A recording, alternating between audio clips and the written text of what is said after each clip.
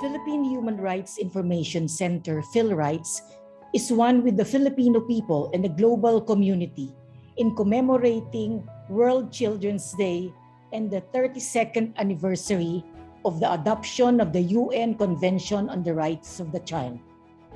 There is no doubt that this year has been another challenging year for the Filipino children and youth amid the various problems and difficulties with the persistence of mass poverty, disease and malnutrition, discrimination and deprivations.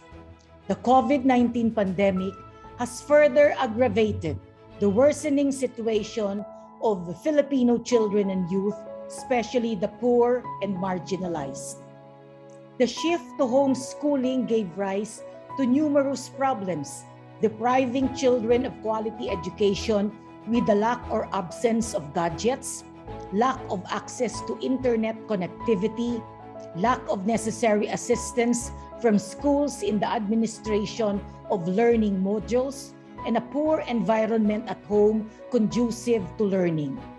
Children have faced forms of physical and sexual abuse, being trapped in their homes with their abusers because of the government's prolonged lockdowns and quarantine measures.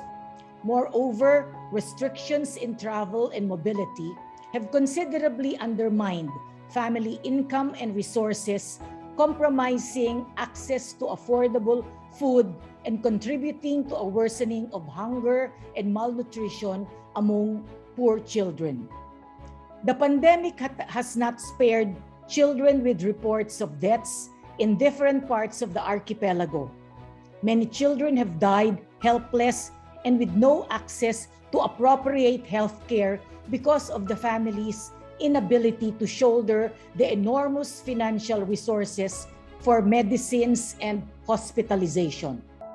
While efforts to vaccinate children and youth have commenced to control the pandemic and alleviate its serious, if not detrimental effects on children, the state still has a long way to develop and implement a comprehensive and integrated national program to address the COVID-19 pandemic in the country effectively. Children's rights continue to be compromised and unfulfilled by the state and other duty bearers, as evidenced by the numerous human rights violations experienced by children and youth. The task to stand and fight for children's rights rests on the shoulders of every citizen of our country. We must not allow the future of children and youth to go to waste, since they represent a valuable asset to the nation.